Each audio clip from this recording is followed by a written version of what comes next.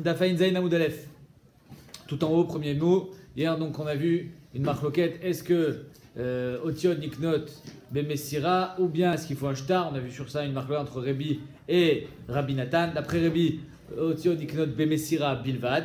Alors que d'après Rabbi Nathan, il faut que le kinyan physique soit complété par un autre kinyan qui est le kinyan shtar. Pour par exemple dire que Reuven transmet la dette à Shimon pour que ce soit à son nom. Alors le shtarchov il n'était pas au nom de Shimon, il était au nom de Reuven. Si Reuven veut vendre le shtarchov à Shimon, il faut que ça soit à son nom. Donc il lui fait un shtar à son nom. Amar Amimar, il cheta otiot niknot bemessira kerebi. Amimar il est posek la halacha que otiot niknot bemessira kerebi, c'est-à-dire sans shtar. Bemessira bilvad. Ok. Amar le Ravashi l'Amimar. Gemara ou Svara? Kacha Kibalta, Gemara, c'est une Kabbalah que tu as de ton Rav, ou bien c'est une Svara que tu dis que Bemet Otion Iknot Bemessira. Amarle Gemara, il lui dit c'est une Gemara. Kacha Kibalti, Mirabotai, comme quoi Bemet, c'est comme ça qu'on est posé avec la Lacha, comme Rabbi et pas comme Rabbi Nathan. Entre parenthèses, il y a dans les Géonim, Rabbeinu Amri, et aussi dans les Géonim, Rav Yuda Gaon, ils sont poskim, ils sont gorsim et posek la efer. Ils sont posek ilcheta en otiot niknot bemessira. Et comme ça on est posek la halacha que en otiot niknot bemessira bilvad. Mais bon, c'était pour savoir la halacha bemet elle n'est pas comme notre girsan. La halacha elle est que bemet otiot niknot bemessira bishtar. Maintenant, il lui dit Amarle Gmara. Il lui répond donc que c'est une Gmara et c'est pas une Svara. Amar Bashi, Svara Namiu. Behemet, tu me dis pas de Svara, pourquoi Otiot Niknot Bemessira, mais moi je vais te dire une Svara. De Otiot Mileninu. Ou Mile Bemile Lo Miknin. Alors il dit que Behemet, d'où est-ce que je sais que Otiot Niknot Bemessira, qu'il faut faire un kinyan physique? Parce qu'un shtar, un chov, pardon, une dette, c'est quoi finalement? C'est virtuel. Comme quoi, quelqu'un te doit de l'argent, tu n'as pas acquis, quand tu as fait kinyan sur un shtar chov, tu n'as pas acquis une voiture. C'est une reconnaissance de dette. Comme quoi, Reuven, un jour, il va te payer de l'argent. Il va te donner de l'argent, il va rembourser sa dette. Ça s'appelle milé. Milé, c'est dvarim. Dvarim, il a choisi diburim. C'est que diburim. C'est des paroles. Au milé, bemilé, lo miknin. Et donc c'est pour ça qu'il te dit il faut absolument faire un vrai kinyan, Messira. Mais le shtar, il sert à rien. Pourquoi? Parce qu'un shtar aussi c'est des diburim. Un shtar, c'est des diburim à l'écrit. Et donc comme le shtar chov que tu dois être connu, c'est des diburim, mille bemile lo miknin. On ne peut pas être connu des diburim avec des diburim. Il faut un kinyan gabo. Donc ça, c'est la svara que dit Ravashi. Ravashi lui dit, si tu veux une svara, je te donne une svara, c'est quoi? C'est que mille bemile lo miknin. Sur ça, la Gemara, elle vient et l'objecte. Et je vais te prouver que Behemet, mille bemile, ken miknin. Vélo, la Gemara dit, comment tu peux dire une chose pareille? Ve'amar Rabba bar Yitzhak. Rabba bar Yitzhak nous dit Amarav, au nom de Rav. Shne shtarot em. Il y a deux sortes de shtarot. On peut avoir deux sortes de shtarot. C'est quoi? Premièrement, imaginons Reuven qui prend deux édim et qui dit à ces deux édim soyez zoché bekinyan chalipin, ce karka pour Shimon, d'accord? Zahou besade les plouni, soyez zoché. Donc ils ont fait un kinyan avour Shimon. Il est connu Shimon? Évidemment, Zachin Adam shel befanab. Vekit vulo et ashtar. Et il dit aux deux édim non seulement vous faites un kinyan chalipin, mais en plus de ça, écrivez-lui un shtar. Une sorte de shtar et aya. Choser bishtar, mais non choser besade. Il peut être choser sur la shlichut qu'il a fait au niveau du shtar, c'est-à-dire qu'il les appelle et dit finalement n'écrivez pas de shtar. J'ai pas envie que ça se sache comme quoi j'ai donné mon terrain, parce que si j'ai moins de terrain, donc les gens ils vont moins me prêter d'argent. Bref, il a des cheshbonot, il peut être choser sur le shtar. On peut entendre qu'il a des raisons de dire je veux pas que vous écriviez de shtar, je veux pas que ça se sache que j'ai donné mon sadé à Reuven. Aval basadé, lo choser. Mais sur la matana atzma, il ne peut pas être rosaire. Pourquoi? Parce qu'il a déjà été connu. Je t'ai demandé d'être connu à vous, Shimon. Ça y est, Shimon a été connu. Ça, c'est première sorte de shtar. Maintenant, si je t'ai dit Zahou Bessadeh, Almenach et Tirtevulo et Ashtar, c'est que c'est plus un shtar raya, mais un shtar kinyan. C'est-à-dire que je vous dis, soyez zoché, je prends 2 édim, soyez zoché pour Shimon, ce sadé, à condition de lui écrire un shtar. Dehaïnou, je veux qu'il soit connu que par le shtar. Tant que le shtar il n'est pas arrivé dans sa main, il n'est pas connu. C'est ça que ça veut dire. Almenat shetir tivlo et ashtar, c'est-à-dire que le kinyan dépend du shtar. Alors là, choser ben bishtar ben basadé. Là, finalement, il n'y a pas encore eu de kinyan ni sur le shtar ni sur le sadé. Donc tant qu'il n'a pas reçu son shtar, il n'a pas été connu. Et donc je peux être choser aussi bien sur le shtar et donc aussi sur le sadé. Ça, c'est les 2 premières définitions du shtar d'après Rav. Rav Chia baravin amar Rav una Rav Chia baravin idion Ravuna shlosha shtaroten. Il y a une troisième sorte de shtar. Et c'est là où on va revenir à notre millet, à notre sujet à nous. Très adé amran. Les 2 premiers, comme tu as dit toi. Idach, le 3e, c'est lequel? Im kadam mocher avec atav et ashtar. Il vient, il dit comme ça. Imaginons un mocher qui écrit un shtar. Il écrit un shtar. Ah, si. Il écrit un shtar, bien que l'autre il m'a rien demandé. Ok? Donc, j'écris un shtar pour Réhouven, comme quoi je lui ai donné mon sadé. Pourquoi j'ai le droit d'écrire un shtar? Parce que c'est les tovato. Si je perds ce shtar, il a tout gagné. Et donc finalement, le Rajba me dit, j'avais pas à l'écrire, tant pis pour moi. Donc la Gemara dit, la 3e sorte de shtar, c'est quoi? La 3e sorte du shtar, c'est Im kadam mocher vekatav et ashtar. Imaginons un mocher qui a écrit un shtar sans l'avis du lokar. Keotage et shaninu. Vekodvin shtar le mocher, de la même manière qu'on a enseigné que Bémet kodvin shtar le mocher afalpi shen lokar imo. Le mocher a le droit d'écrire un shtar, parce que c'est un petit peu comme s'il se tirait une balle dans le pied. On t'a rien demandé. Tu as écrit un shtar, c'est-à-dire que tu l'as bien voulu. Si tu l'as voulu, tant pis pour toi. Si tu l'as perdu et que finalement il n'y a pas eu de mechira, tant pis pour toi.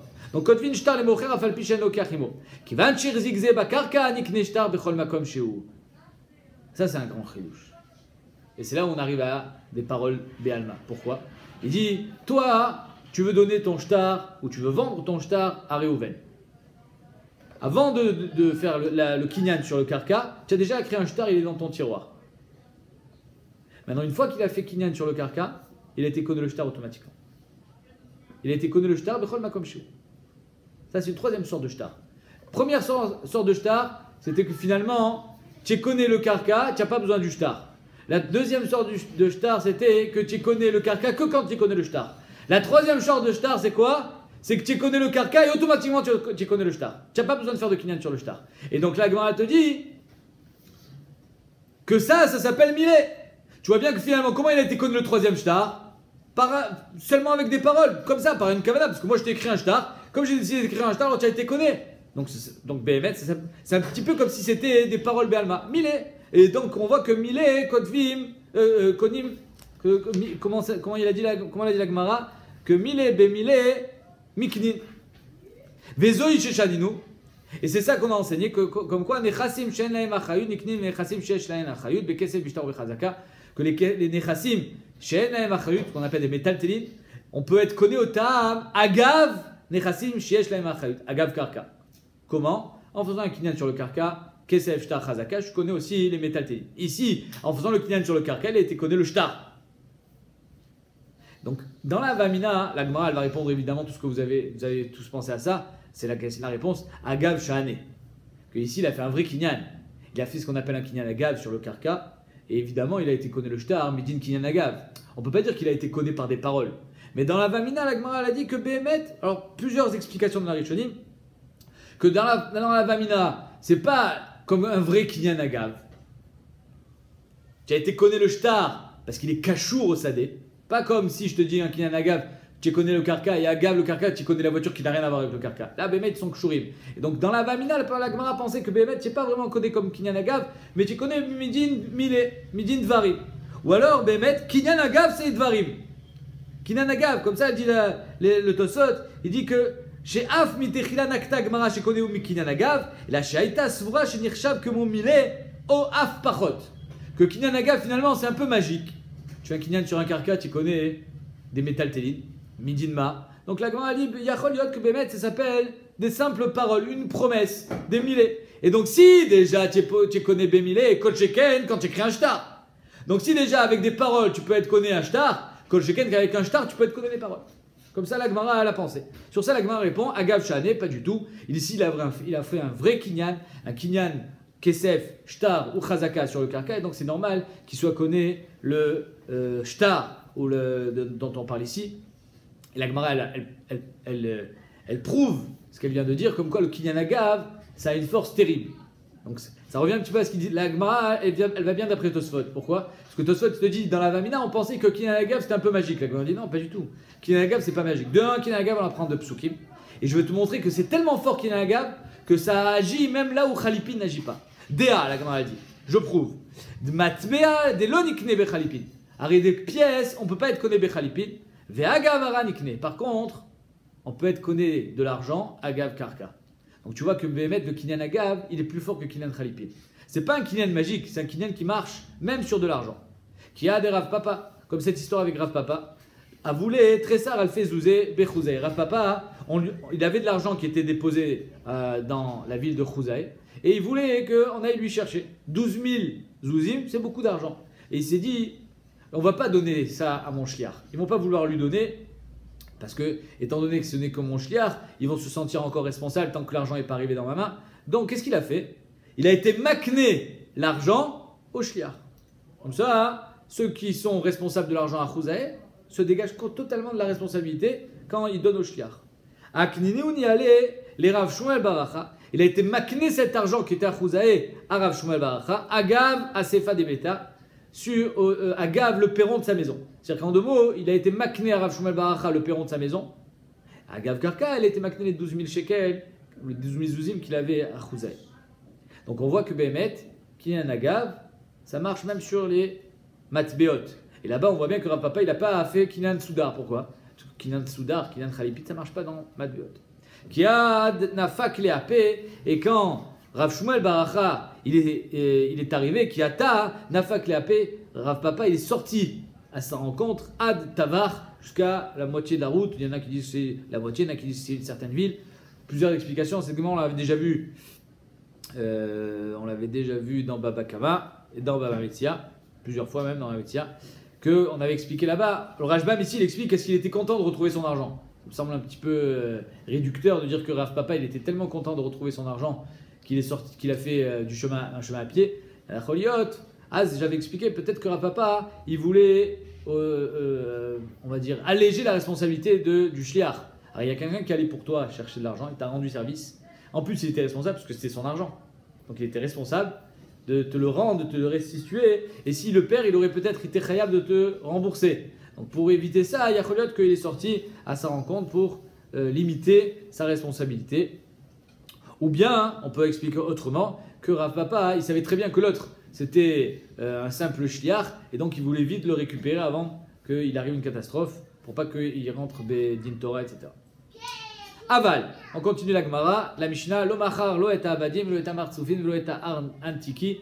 La Mishnah nous dit que quand je vends un bateau, j'ai vendu le mât, j'ai vendu la voile, j'ai vendu l'ancre, j'ai vendu les rames, mais j'ai pas vendu les abadim, j'ai pas vendu les matelots. Mais lo et martsufin, c'est les grandes caisses dans lesquelles on met la srora. Parce que les bateaux à l'époque, c'était pas pour faire des croisières, ils s'en servaient essentiellement pour amener de la marchandise. Vélo est un tiki, et j'ai pas vendu non plus l'antiki. Maï antiki, amara papa, iska de begaba. C'est la srora qui est à l'intérieur. Comme je dis, donc il y avait des cales avec, imaginons, ouais, ça peut être des conteneurs, mais moi, imaginons, je vends un pétrolier. Et dans le pétrolier, ben, il y a du pétrole. Est-ce que j'ai vendu le pétrole qui est à l'intérieur? Alors là, Gemara dit que non. Mishnah, Machar et Takaron. Maintenant, après avoir, on a parlé du bateau, mais on parle de la charrette, carrosse.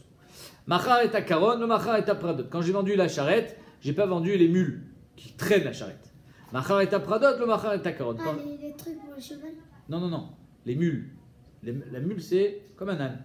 C'est-à-dire que j'ai vendu la charrette, mais j'ai pas vendu les animaux qui vont avec. Ah. J'ai vendu que avec les roues, le bois. Donc, Machar et Takaron, Machar et Pradot, Machar et Pradot, Machar et Takaron.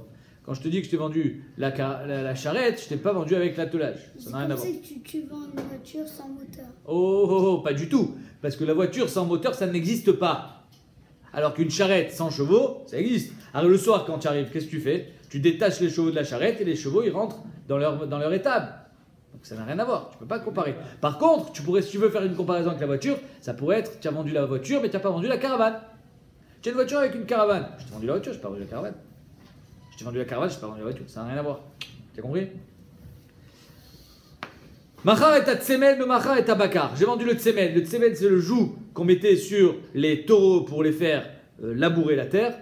C'était accroché aussi à la charrette. Quand je vends un tsemed, tsemed milachon tsamoud. C'est ça qui collait les shvarim. Quand j'ai vendu le tsemed, j'ai pas vendu le taureau. Quand j'ai vendu le machar et bakar, j'ai vendu le taureau, j'ai pas vendu le tsemed. Le machar et tsemed. Rabbi Omer, Adami Modim. C'est bizarre parce que tu en as parlé il y a pas longtemps, Ishaï. Adami Modim, Rabbi dit. On n'a qu'à voir combien il a payé. Si le type il a payé un prix qui comprend normalement le bakar, bah, il a vendu bakar. Sinon pourquoi je vais payer aussi cher pour juste un attelage? Amarlo. Donc, Ketzad Amarlo. Pardon. Donc Rabbi dit Adami Modim, Ketzad. Amarlo mechor li tzimdecha b'matayim zuz. Si je viens chez toi et je te dis, vends-moi ton tsemed pour 200 zouz. C'est quoi?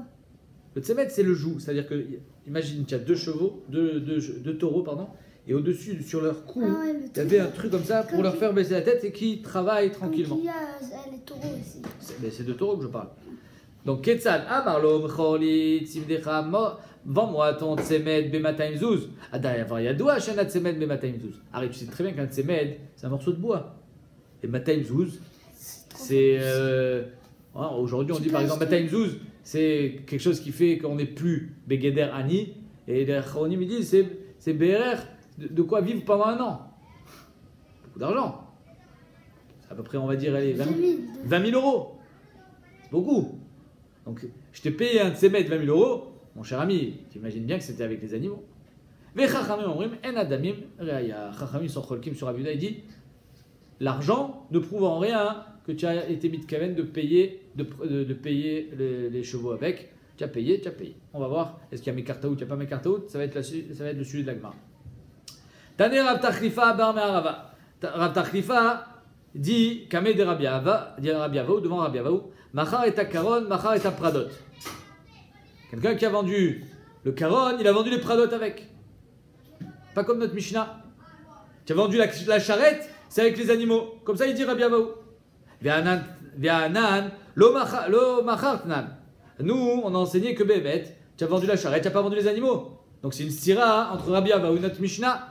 À Marley, alors il lui dit, Rav Tachlifa qui a ramené cet enseignement au nom de Rabbi Avaou, il dit non, pardon, Rav Tachlifa qui a ramené cet enseignement devant Rabbi Avaou. Il lui dit, Ismaïa, il faut que j'oublie cette braïta, je l'efface de ma mémoire, parce qu'elle est fausse, parce que ça contredit la Mishnah. Alors il y a une braïta contre une Mishnah, bah avec la Mishnah est plus forte.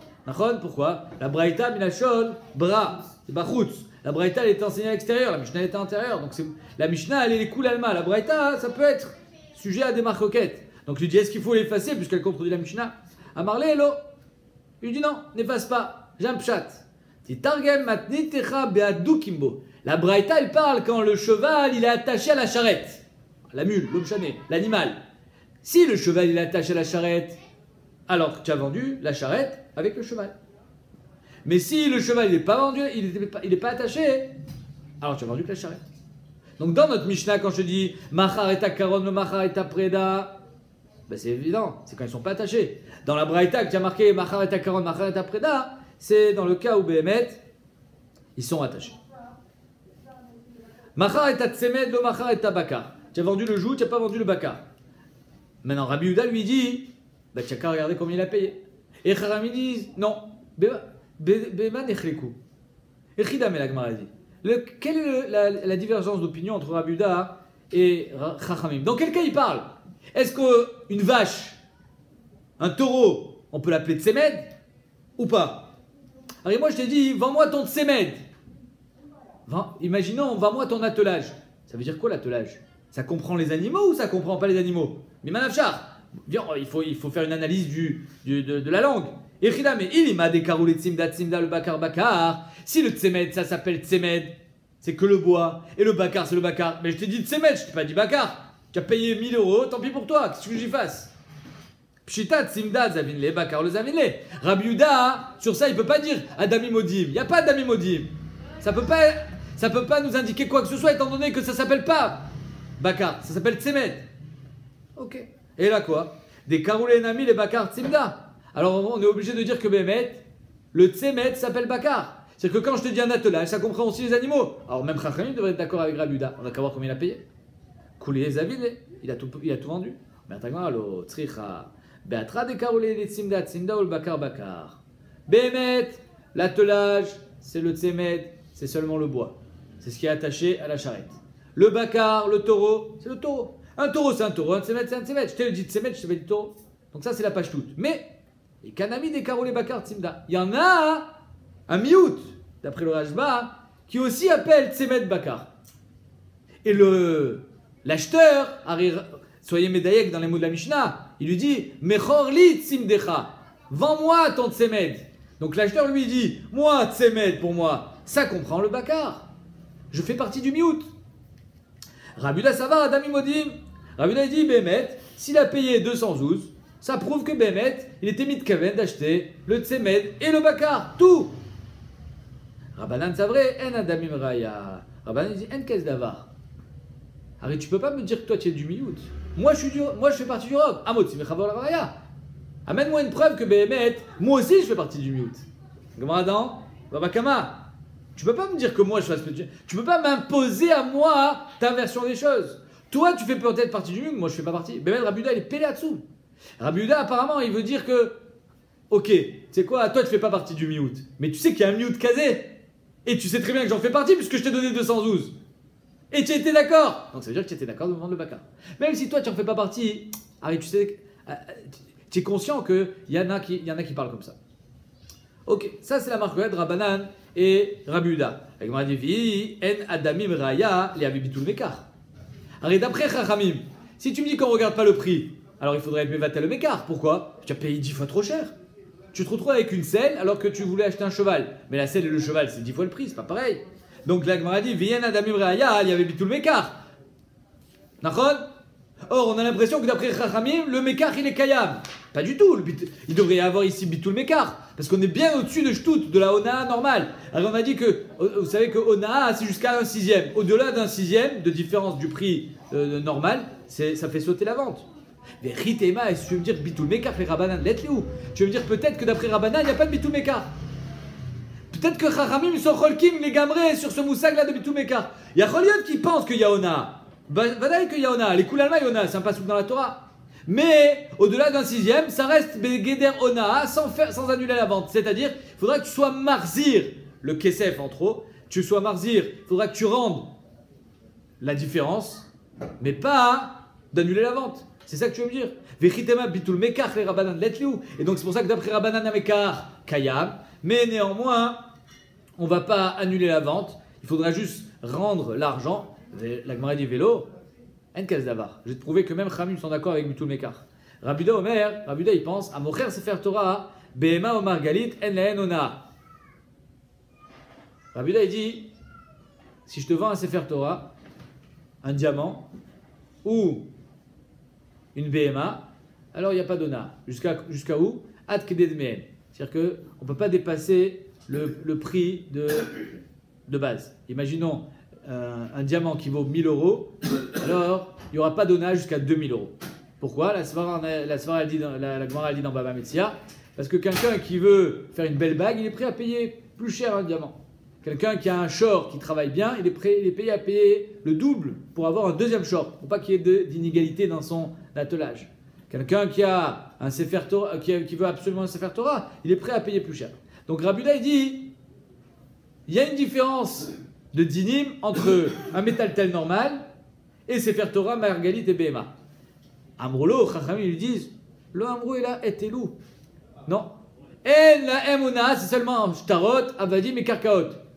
Pas Margaliot, pas Behema, et pas non plus Sefer Torah. Donc on voit que Chachamim sont d'accord avec Rabbi Yehuda que quand est-ce qu'il n'y a pas, que bien sûr qu'il y a bitul mekar, évidemment. C'est seulement dans Avadim, Shtarot et Karkaot qu'il n'y a pas.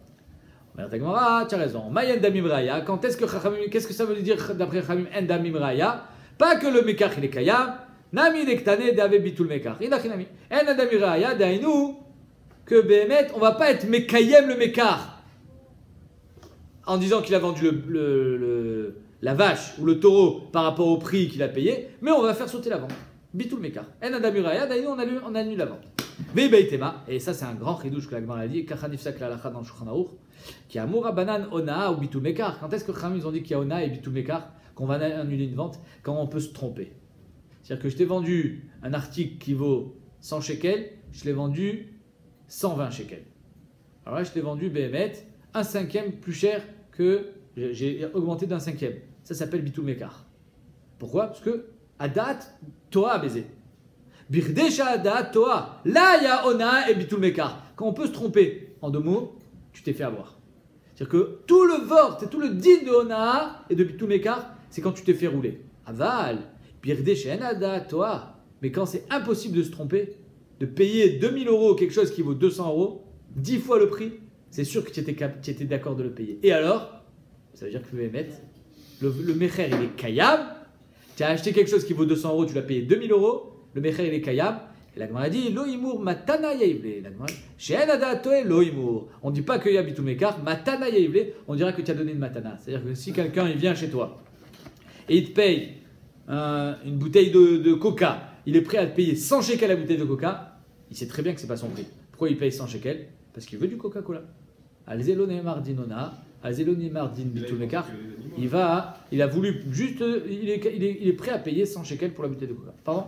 Lui, il pensait qu'il y avait les animaux, il voulait les animaux. C'est pas qu'il a été prêt à payer le jour de la 212. C'est que lui, il pensait qu'il y avait les animaux. Ah, tu pensais? Ouais. Moi je pense pas. Parce que tu fais partie du milieu où il faut préciser. Non, mais on ne peut pas dire cette histoire-là de dire que si tu as payé le prix fort, c'est que tu étais prêt à payer ce prix fort. Non, pour moi, c'est pas le prix fort, parce que pour moi, ça comprend les animaux. Tu as pris un risque. Tu pensais que ça allait passer. Pour moi c'était inclus. C'est pas une question. Mais attends, de la même manière que tu me demandes, moi, d'être conscient que tu fais partie du miout, toi, tu ne peux pas m'imposer que je comprenne automatiquement. Tu as voulu jouer sur les mots. Parce que tu sais qu'il y en a qui disent Tsemet Bakar. Et moi, je t'ai dit, moi, j'ai rien dit. Je t'ai laissé faire. Et finalement, tu t'es fait avoir. La Gemara, elle veut juste dire pourquoi il n'y a pas Bitul Mekar. Il n'y a pas Bitul Mekar quand c'est impossible que tu te trompes. C'est-à-dire qu'en deux mots, soit tu étais prêt à donner Bematana le reste de l'argent, soit tu as essayé de faire d'avoir le Bakar avec. Tu l'as pas eu, tant pis pour toi. Alors quoi, il faut que je te rende? Non, je te rends pas. Pourquoi? Parce que c'est comme si tu avais pris un risque. Tu as pris un risque et tu l'as payé. Ça veut dire qu'il est au courant et qu'il a dit je prends un risque. Eh ben oui, c'est de ça qu'on est obligé de parler de ça, sinon on ne comprend pas. Évidemment. Comment tu peux poser sur la table 212, sachant qu'un de ces mètres ça vaut 10 zouz? C'est pour ça que l'autre dit on voit par rapport au prix. Razak, mais pourquoi tu ne précises pas? Pourquoi tu n'en as pas parlé ouvertement? Parce que tu n'es pas sûr que je voulais te le vendre, n'est-ce pas? Arrête, tu m'as dit de ces mètres, tu m'as pas dit Bakar. Toi-même tu as été ambigu. Tu as fait un pari. Tu t'es dit, oh, c'est un bon prix ça, 212, normalement ça vaut 400. N'est-ce pas? Avec le Bakar. Tu as cru que tu allais gagner, finalement tu as perdu. Non, tu as joué, tu as perdu, ça arrive.